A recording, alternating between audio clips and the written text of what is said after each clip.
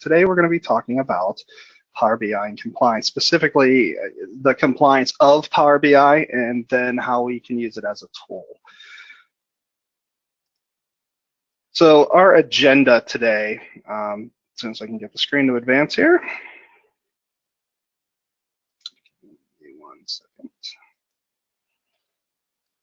Okay, so our agenda today, we're going to talk through what the compliance challenges are, kind of identify what those main challenges are. And I think we saw some of that in the questions that we had, the polls in advance. We're going to discuss some Power BI certifications, and then we're going to go through Power BI on premises, in the cloud, and geo-specific deployments, as well as integration with other tools. And then we're going to talk about privacy and compliance, and what we need to do to go to that next level. So one of the main things we see from a compliance perspective, the challenges around them, we have listed out on this graph here. This is one of my favorite graphs, pictures, matrices that Microsoft has when it comes to cloud, be it Modern Workplace or Azure. It's very clear on where responsibility lies. So very often we find that, that journey to the cloud is often taken for granted. Certain things like, if my data's safe, it's in the cloud, or it's out there and these particular pieces are taken care of. Well, if we look along the column of responsibility, you'll see that all areas are covered by your cloud provider. So in this particular circumstance, Azure Modern Workplace is that gray area. There's a lot we have to do as stewards of data and as delivery of applications. There's a lot we have to have in consideration: identity and access, what kind of level controls we have, RBAC, for instance, what kind of network controls, where is that data coming and going? Is it allowed to come and go? What does that infrastructure look like? And then physical security. The one area that is covered from a cloud solution from a physical security perspective is the cloud provider in its whole, obviously, because you don't have access to that gear. But this matrix it really speaks to the need to pay attention to compliance. And then we follow that up with security and governance overlays. What does that mean for us as an organization? And you would know what that means, or your security teams or your compliance teams would know. So Power BI, this is another very familiar graphic. This breaks it off into 3 main areas from meeting that compliance need. There's on-premises solutions, there's in the cloud solutions, and where your data resides. And we're going to step through each one of these areas and talk at depth in certain areas, and then we'll cover some cursory areas that you'll want to investigate further because they are specific to your organization. The one thing that you'll know is anytime compliance, governance, or security is brought up, the one thing you'll find is the Power BI certifications are in the Trust Center now. They used to not be in the Trust Center. They are in the Trust Center now. And if you look at this global matrix here, global, government, industry, and regional, all the main certifications are achieved by Microsoft. In fact, Microsoft holds the most certifications, and they are prominently displayed in the Trust Center. Likewise, and I'm going to bury the lead here a little bit, one thing I'll bring up at the end is if you're leveraging Office 365 Security Center, there's an area in there in which you can identify your organization, identify what is required of your organization from a governance perspective, and you can actually put in these certifications and record and have them for audit, have them for internal peace of mind, have them for whatever use you would need those for. This is the direct correlation from the security and governance into the compliance side. So how do we handle and monitor and manage our compliance and our certifications? We can handle what we need from an organization in that center. And bear with me 1 second while we change slides.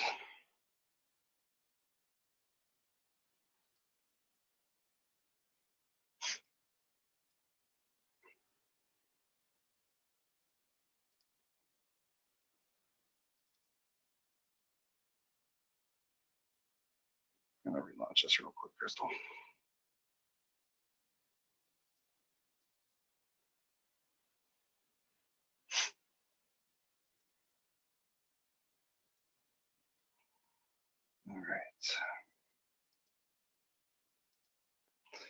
So we're going to continue on here with the next slide. So Power BI on-prem, enabling Power BI Pro users to publish to on-premises report server and deliver reports org-wide on-premises or in the cloud. That is the de facto answer from a person like myself who is steeped in infrastructure and modern workplace and IaaS and PaaS. I want it capsulized in one sense. It's obviously a very robust system. It creates reports with Power BI Desktop, very intuitive. If you're a Power BI user right now, you know you get the Canvas style report building, modern visualizations. It allows you to publish directly to that report server, manage access, and report accordingly. And that's the key part. I'm going to put an asterisk there. And then distribute and share your organizations to share to your organization on any device that you need and scale accordingly as you had built your reports. So the asterisks I had called out as report accordingly. It is important from a compliance perspective, if there is protected data, that we cover that area. And by covering that, we need to know what data is where, and we'll cover this shortly, but what data is where, and we're going to report to it in a compliance center, or we're going to report to it in a Office 365 center, and we cover that shortly down the line. The one thing I do want to call out, though, for the Power BI report server is that it's on-prem to your organization. So your organization's on-premises data center compliance policies and procedures apply. So if you are on the data team and you have this server and it's in your data center, be it hosted or on-prem, all of the compliance policies and procedures apply that your organization as a whole has set. So keep that in mind. If you do have a particular governance that you need to comply with or a compliance policy that's written internally, it is critical that you understand that. Just by having it on-prem doesn't mean that, okay, my data is all on-prem and it's fine, it's installed. You still are subject to the compliance policies and procedures that are online. Governance and compliance rules that may affect your organization may require a specific need or satisfy a vendor or customer. That's key.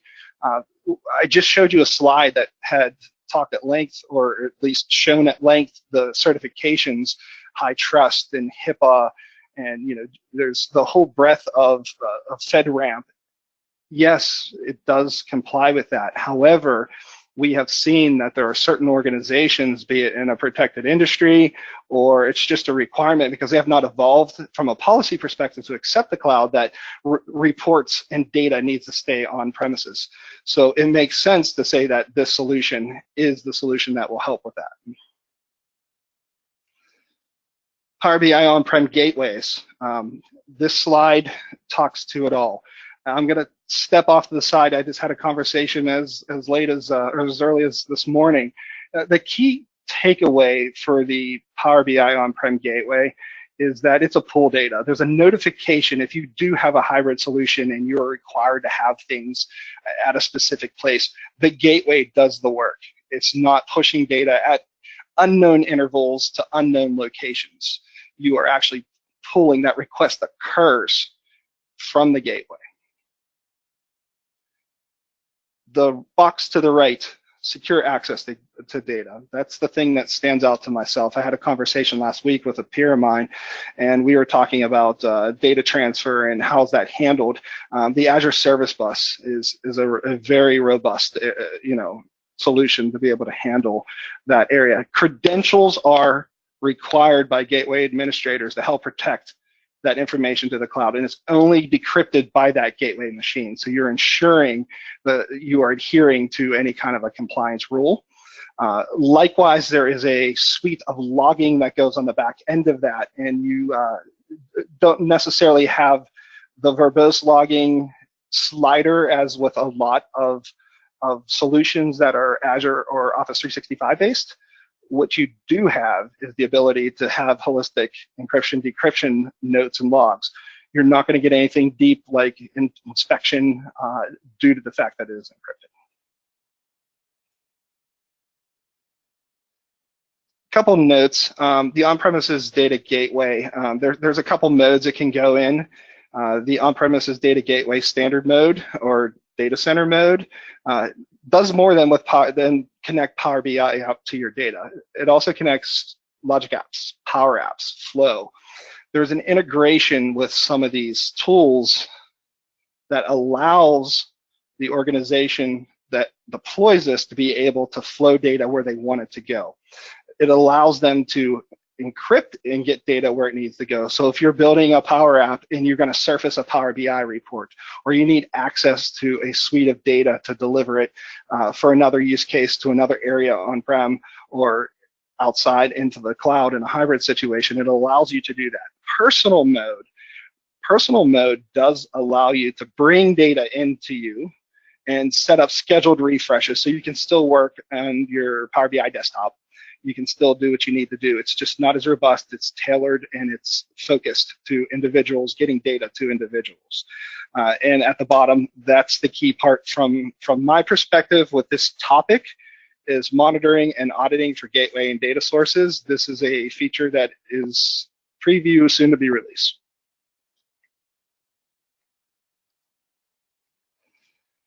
The next section we're going to discuss, and I have several slides coming up that are very busy. So I would suggest that I will talk to them and I'll highlight some areas, but I suggest if you really want to see the inner workings and flow of the back end of what data looks like, I really would suggest that in the review of this, or in the preview or rerun, if you want to download the webinar, that you take a minute and look at it. We can also point you to some areas that will help satisfy any governance or security team's needs. So the next set of slides will be a little heavy with some graphics, but bear with me, we'll get through to the key points. So the main architecture is you got your web front ends and you got your back ends. One of the things that happens when you're interacting with the gateway role with Azure API management is that you're handling authentication, authorization, you're providing some DDoS protection. Microsoft's providing bandwidth throttling when it notices that there's unknown traffic rolling to a specific area, provides load balancing, routing, and other security metrics around that. The one thing that you'll find is that when you're leveraging Power BI, and specifically Power BI, say, from an Azure perspective, if you have the Azure tools set up and you have the monitoring in place and you have a particular SLA or a compliance metric to be able to not have your data accessed by a foreign entity or outside of your geo that's required, you'll get all this in rich dashboards, though it's dispersed throughout Azure. Likewise, in the Auditing and Compliance Center for Office 365, through the standard rollouts of Power BI, there are several areas that have some logging, and I have a screenshot to show you what that looks like a few slides down the line. This is one of those scenarios I was telling you about with how complex things are, but what the key thing is, the key takeaway from this is that when you have your web front ends and you're connecting with your data and you're connecting to your sources and you're delivering your reports, what is important is that the data is where you say it needs to be, and you can see that it's walled off from the rest of Azure. It is your data. Even if you're in a multi-tenancy situation, it's your data, it's your namespaces, it's your workflows, it's your data flows. So you can be guaranteed that that is going to comply with what you need. What does that mean from a compliance perspective? It means a lot. As I mentioned earlier, there are requirements for some organizations, vendors, or companies that have their data on-prem, therefore the on-prem solution.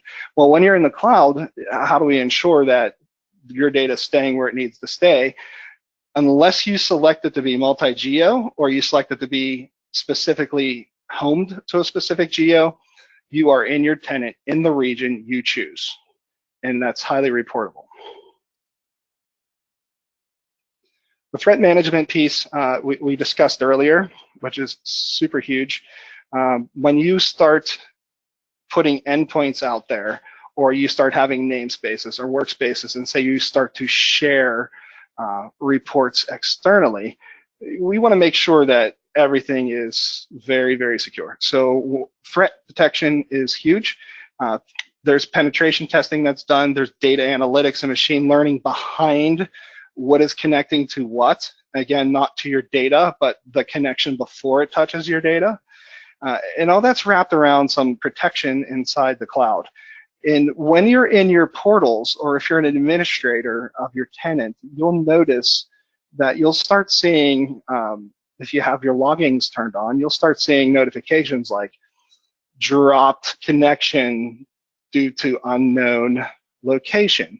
For instance, this morning I was going and looking at my Power BI tenant, and I saw something that was like a weird notification. So I checked it out, and there were multiple attacks from a country clear around the other side of the globe.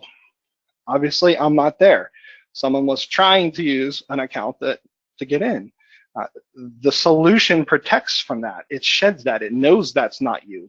It knows that there's authentication, there's IAM, identity and access management, set up to protect your data.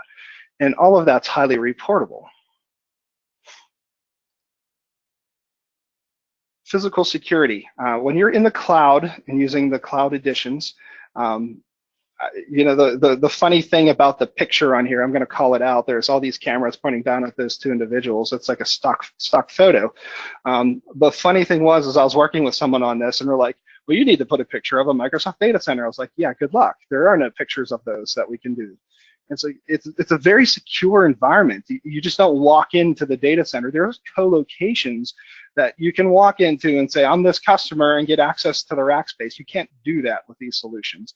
And as with probably the majority of those who are on the call, have sat through a Microsoft presentation talking about Azure and Office 365. This is the same framework. This stuff sits inside of their data centers. Therefore, you have that peace of mind that your facility perimeter and entrances and your data center floors are completely monitored, and that everything is secure. So when you are answering a compliance question, you can go to your compliance center and you can pull down from the trust center, you can pull down that documentation and provide this to your business, vendors, and or body that would provide that governance that you need to comply to. You can provide this physical security framework. Where you reside, this is the key one. With GDPR, data sovereignty. Normally I would, if this was an in-person event, do a show of hands and ask how many people are subject to GDPR. And you know, a good portion of the room raises its hands, while a good portion of the rest of the room needs to raise their hands as well. Being a good steward of data is what we are trusted with. Likewise, there are laws in some places to make sure we do that. So for instance, data sovereignty in Europe is very much a big conversation. In the East, very, very, very much the conversation. And how do we handle that? So geo-specific deployments, there are certified areas that can be deployed. Recently, Microsoft said, Germany, we can put Power BI in Germany and 100% comply with GDPR, and 100% comply to data sovereignty there. Keep an eye out on these maps. These maps are ever changing. It's not just that we pick the map up and plop some dots down. This is a Microsoft reference map. They have these solutions that are available, and if you need to comply with rules and laws of a particular land, these areas are very, very accepted. I mean, it's 100% accepted. So if you look down the United States, you know, near the whole swath of the United States, and obviously there's a PBI government and FedRAMP that goes along with that as well.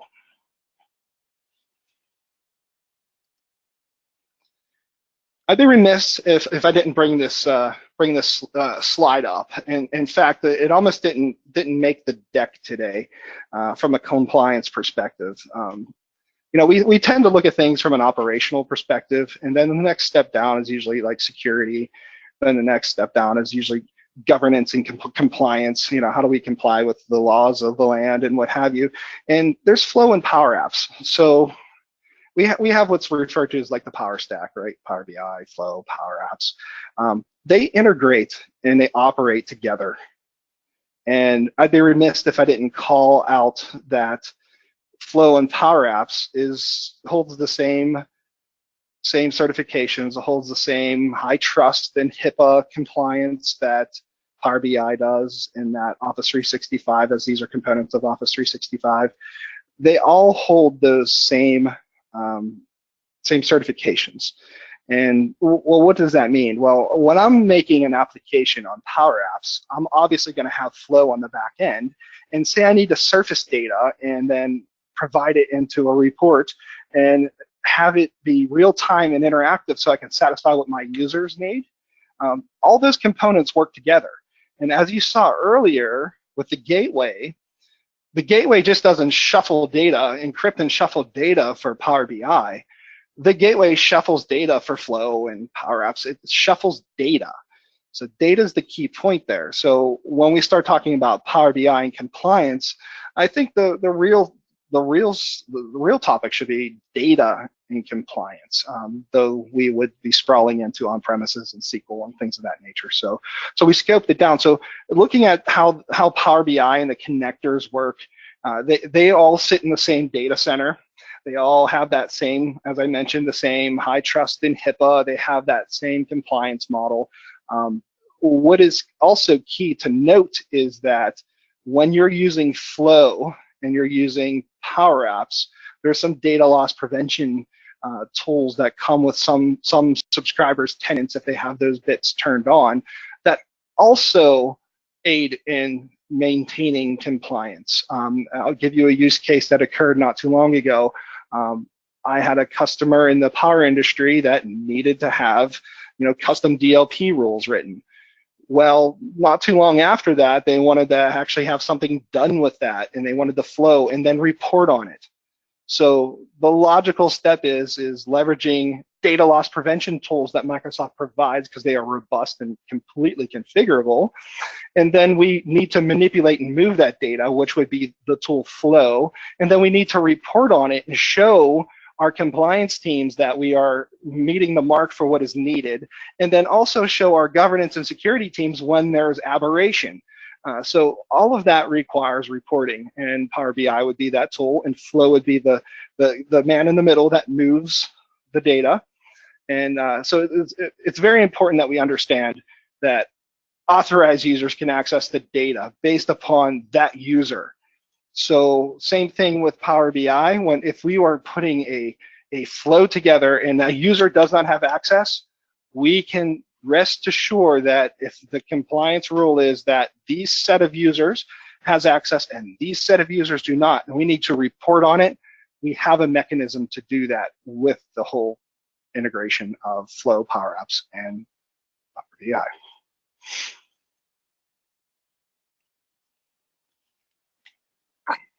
So privacy and compliance. Some individuals like privacy levels, some individuals do not. Let me describe to you what these privacy levels are. Inside of your Power BI, when you have a data source, that data source can be tagged in one of three mechanisms. It can be tagged as private data, it can be tagged as organizational data, it can be tagged as public data. These three tags are critical to know if you're going to tag something, which is which and what meets what from a organizational perspective. So if we're thinking on what we need to do to comply, if we have data that's private, PII, that Facebook, information about employee reviews, information about employee health, any PI, personal identifiable information is private data. When we have organizational data, that's stuff that's meant for our trusted organization, our group of people that have access. We implicitly, as them being members of the organization, allow them to have access to it. And then there's public data, weather data, as it says here, public data from a public web page, data data.gov data, all that information is public data, it's public record. So when you start tagging your data sources, it allows you to have some control around who's getting access to what. So when you have an RBAC, role-based access controls in place, and you say that, hey, this particular role is not allowed to see private data, then when they go to run their reports, that's not going to allow them to go based upon their identity.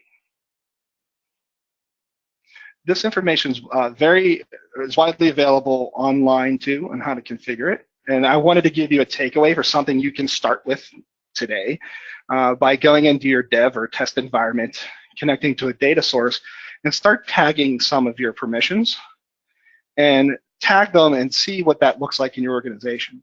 That gives you a good roadmap to start providing that compliance, and there's a reporting mechanism we'll discuss here in a moment, but it'll start you down that path. And I state to try it on your test and dev, because obviously you don't want to go in there, your data sources on production data, and start setting stuff to private and not knowing what that outcome would be, because there's a lot of components. How do you handle the role-based access controls on the other side?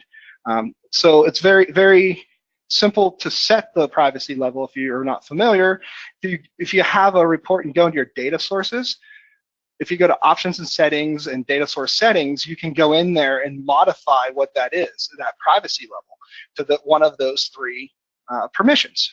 And likewise, if you do make a change and something does go askew, if you will, you can always just go clear that out and it would open everything back up. Now, mind you, that is also opening you back up to a potential compliance violation if there is a requirement.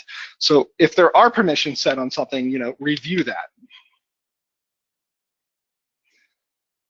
Review these in the Security and Compliance Center for Office 365. So once things start getting tagged, when you start providing that view, Office 365 will have that Security or Compliance Center, which is actually the Azure Security and Compliance Center now.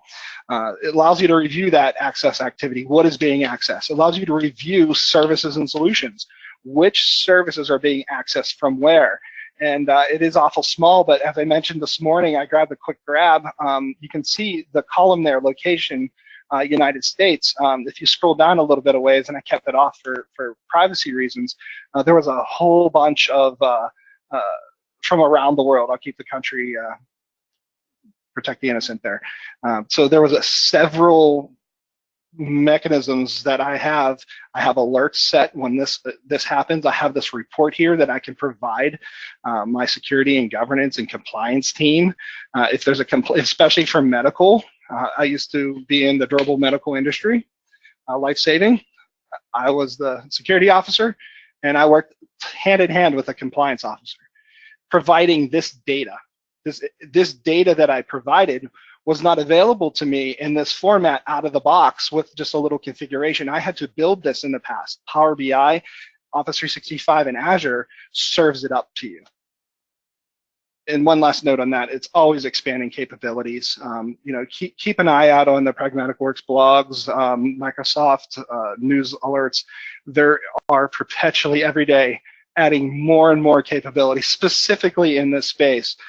Data and security are some of the fastest growing exponentially, almost orders of magnitude over other areas of information technology based around the need for these kind of things. These tools were once very expensive and or out of reach because it required significant development. They are served up to you in a very consumable format. So next level.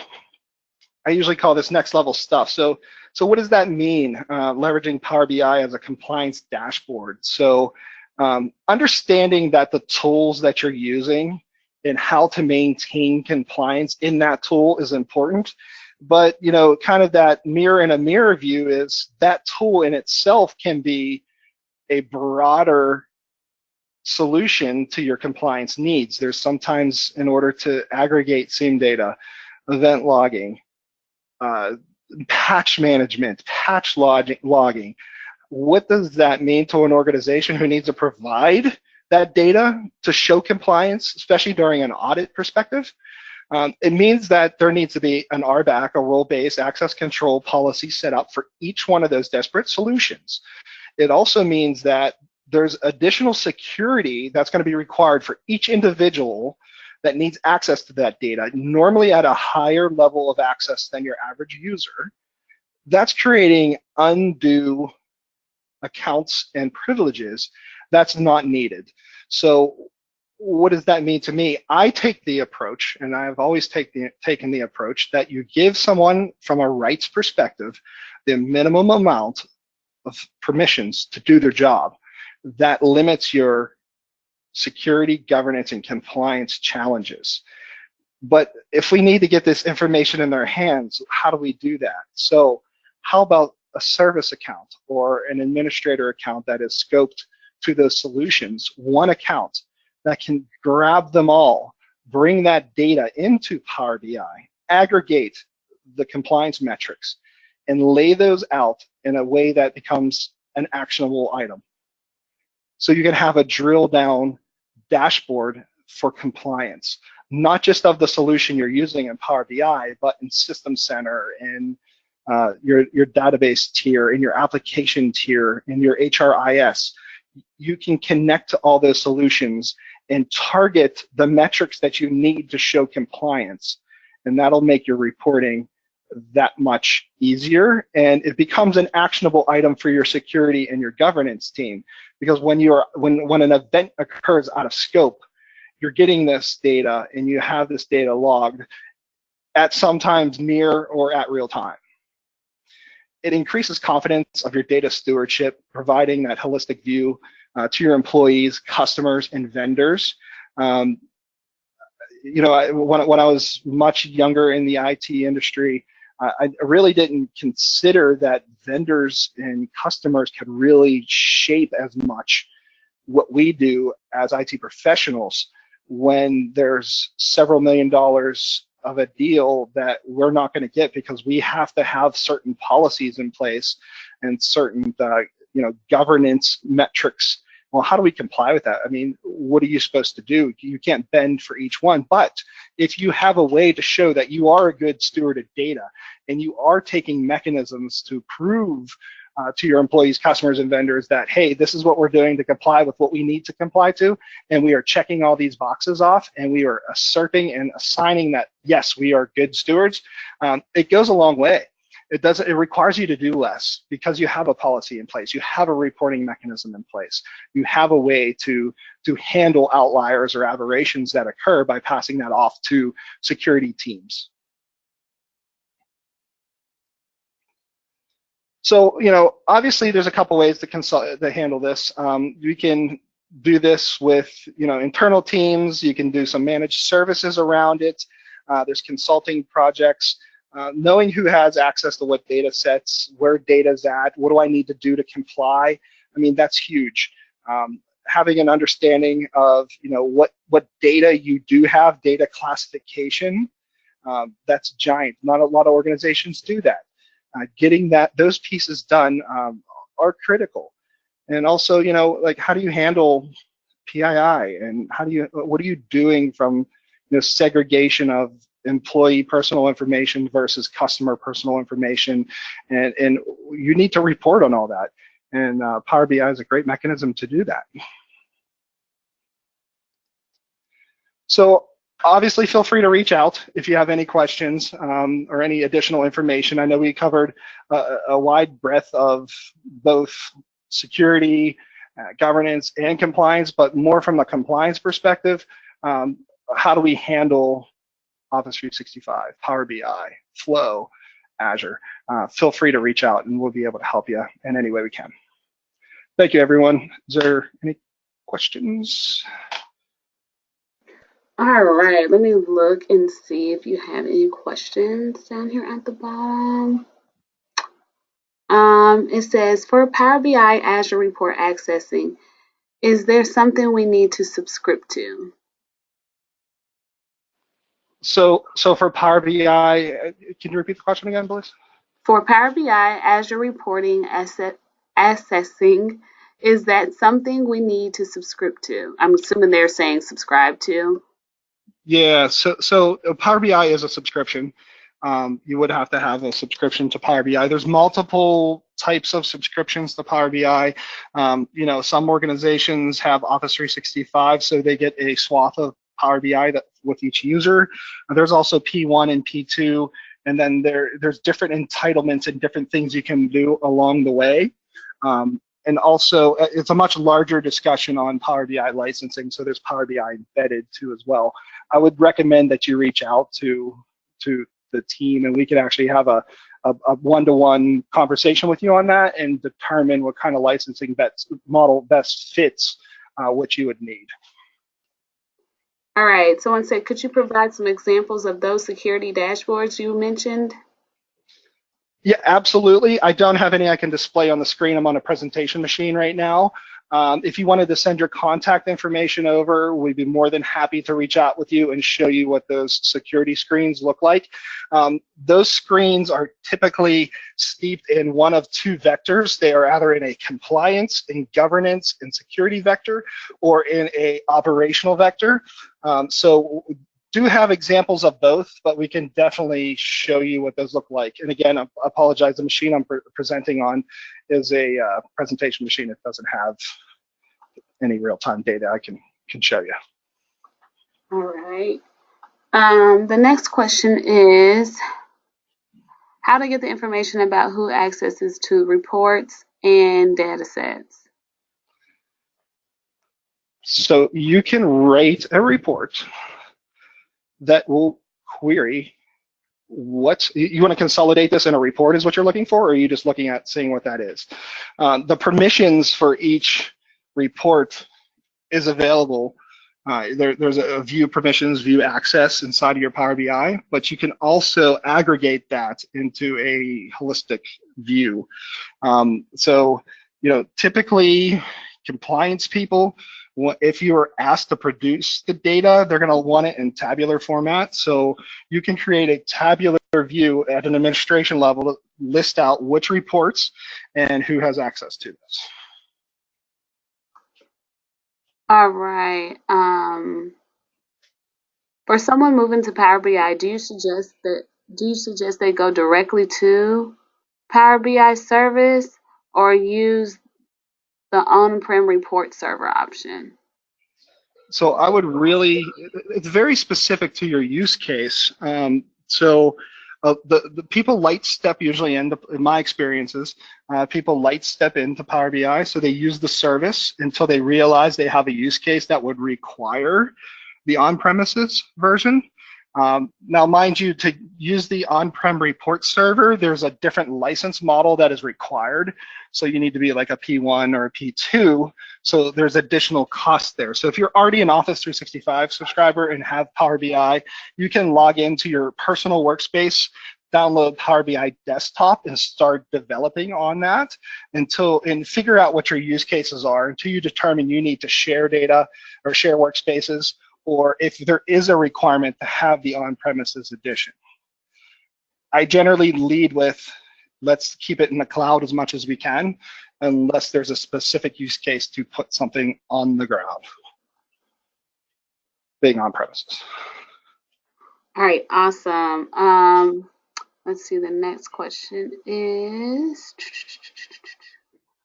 for Power BI, Azure Report, oh, hold on, we already read that one. Looks like okay, Power BI Report Server, do you have the same option for the privacy level on your data source connections? On your data source connections, you can set that on the data source connection. However, let it be known that the biggest benefit when you're talking about compliance, the largest benefit is the ability to do the pull request for the data. And also tie in other sources like Flow and PowerApps. The data source prioritization and tagging, that is an option inside of each data source. Okay, Michelle wants to know, what do you lose not using the report server? What do you lose not using the report server? So the report server is essentially a mechanism to have these reports local to your organization, have them sitting and leveraging on-premises requirements. I would think that it's a functionality perspective. Your report can be moved to the cloud. So from a reports perspective, you're not going to really miss much. You're not going to have it where I have this visualization and I have this report. If you generate it online, it is available online and accessible online. If you generate it and you want it to be available on-prem and pull it down to on-prem, it's being delivered on-prem. It's a matter of delivery. All right, awesome. Let's see, we have a few more here. What email should I send the request to? Someone wants to know your email address. Yes, let me get an email address for you. You can send it to maskins@pragmaticworks.com. There is also another email that we can get you. Let's see if I have it on this machine. I do not. Yes, I can forward your request along to the proper individual, so you can send it out to my email. All right, I just put it in the chat too for them as well, guys. Sure. Email address. Okay, let's see. Let's move on to the next question. For security screen example, it says bnmcolumn@childrenshospital.org. I don't know what that means. I'm not sure. From Brittany. Can you repeat the question? I didn't quite understand that. It says for security screen example, and then it's an email address. Oh, okay. She's sending her email address. She wants to see what a security screen would look like. That would be my guess. Okay. Yeah, that sounds about right. Is there a place where we can find all the access information to the data sets? The access information as in who's accessing it? So you can go and I think I'm still showing the screen here. Let me stop showing my screen and see if I can get back to that slide. I think this is one area that will help you from a who's accessing what from your tenant perspective.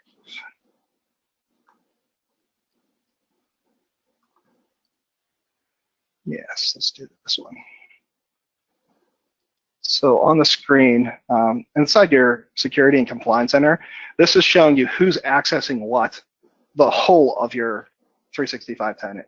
So you have the ability to, again, turn on logging and turn on auditing, if you will. So there's an additional screen. I don't have that screenshotted here. There's an audit screen that will, in your Power BI configuration, there's a on-off slider that will toggle to add to my auditing, and it buried inside of the auditing reports for Office 365, Power BI will show there. Now, if you're using Power BI desktop, that's not going to show. So you need to look at the data source and put logging on the data source on who's accessing the data and what vector that's coming from. So it's multi-pronged, as I mentioned during our conversation here in the past 45 minutes or so.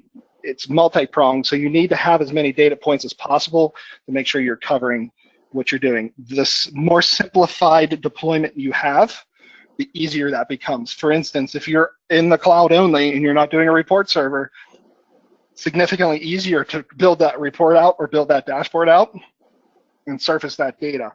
One of the bodies I had to report to was the FDA and ATF, oddly enough, for medical company, we had to report to them, but regardless, we made sure that things that happened in a reporting perspective in that space were done in one location. That way we can ensure we complied with the rules, that we knew who's connecting to and accessing and viewing that data.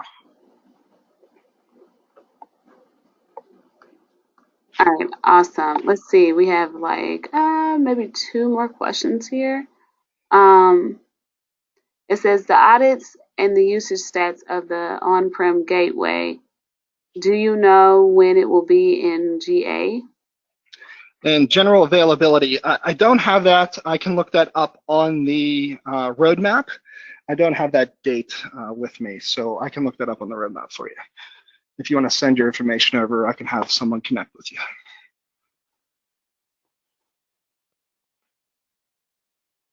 The last question is no auditing activities. Who all are given access? In audit and activities, Mm-hmm. the screen I have up there for the app security. So you would want to define who has access. This is all solutions. This isn't. This is me putting on my security and compliance and governance hat. All solutions that you have in your charge should be reviewed for who has access to what. You know, obviously out of the box, the default administrator accounts have access. Out of the box, you know, super users who are in the particular predefined groups. You heard me mention a couple times RBAC. Role-based access controls are immensely important when we, especially when we talk about compliance. They will, RBAC will show up in that name on risk reports for organizations that need to be governed. So making sure that you go through each one of your solutions, and specifically around data, obviously because that's where, you know, the sensitive bits are, but specifically around data, your solutions, be it Power BI, Office 365, Flow, SQL Server, everything should have some sort of an RBAC control, an RBAC lens put to it, where you'll go and look and see what are the roles and who has access to that. And mapping that and documenting that is of critical nature. I mean, it's 100% will save you headache should you have to go through audits, especially if you're in an industry that requires audits, banking, finance, healthcare, government contracting. Those areas, they require, you know, at minimum every other year physical audit, and some of them are every opposite year, you know, self-reporting. If you have the RBAC matrices in place and you say who has access to see this stuff, you define that. That's your responsibility to define who has access to those things. If that makes sense for you. All right, awesome. That was the last question on here. So I think we're about done. Very good. And if you guys have any more questions or think of any more questions along the way, please feel free to reach out to Michael or myself. And yes, this will be recorded, and you guys will receive the recording tomorrow in your email. So if you guys have any questions until then, please feel free to reach out to Michael and myself. Michael, I appreciate you coming in and doing the webinar for us. Great stuff, great information. We appreciate it. Awesome. Thank you so much. No problem. And for everybody else, just stay tuned for the email. And if you guys don't get the email for any reason, it should be in there by about around noon tomorrow. So if you guys don't get it, please feel free to reach out to myself, and we hope that you enjoy the rest of your day. And thank you guys for attending. We appreciate it.